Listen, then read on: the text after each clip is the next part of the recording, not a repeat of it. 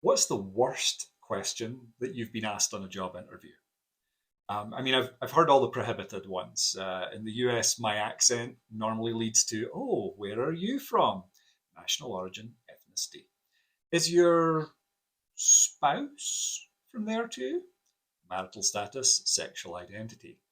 Have you taken your kids back to your home country? Family and children. Usually those are pretty benign. Although I did have a job offer rescinded after one person asked me, have you found a church here in town yet before you move here, honey?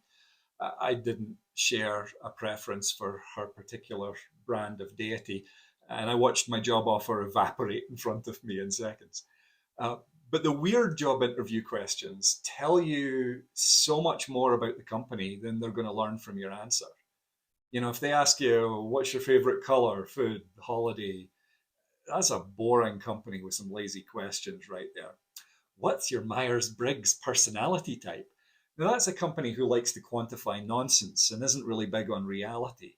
I mean, are we really still using a test created by Catherine Briggs, who disliked her future son in law so much that she made a test to prove to her daughter Isabel that their personalities were incompatible? Even Isabel didn't buy that. She went ahead and married the young Mr. Myers anyway. Anyway, I digress.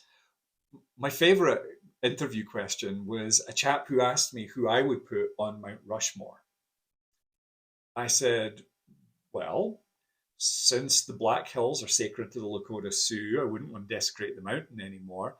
But I would use the opportunity to hold a public poll and find who the public thought should be there. I'd add that no religious or political figure could be used. The person selected would have to be someone recognized as a symbol of unity and kindness. Now, look, sure, 99% of the answers are going to be Stony McStoneface or Seymour Butts.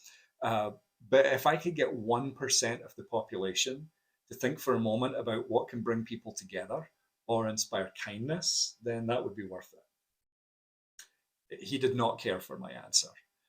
So I said, well, what answer do people normally give? Ronald Reagan? Used to hear Eisenhower a lot. One damn fool said Jimmy Carter. I think that told me a lot about the type of white male conservative candidates that he typically chose to interview. Probably not the most diverse company, I suspected, based on that. When you're interviewing for a job, remember you're interviewing them too. When they ask you goofy stuff, what is it telling you? Watch out for those red flags. The CEO who brought his 20-year-old nephew, who was also the head of HR, to our interview, and then told me that I'd never have to fire any of the leadership team since most of them were just great. They were all his children and nephews, after all. Or one company that wanted to make sure I'd be okay never seeing the financial statements, but still signing all the official attestations that went to the IRS. Those are the obvious ones, but also think about the goofball questions. What do they tell you about how these guys are going to be to work for? Are they going to be fun? Are you going to enjoy it? And look, interviewers, think twice before asking if I'm a Hufflepuff or a Gryffindor. Slytherin, obviously. Uh, you're being judged on your questions as much as the candidate is on their answers. So, what have you heard? Let me know your strangest interview questions and what they told you about that employer.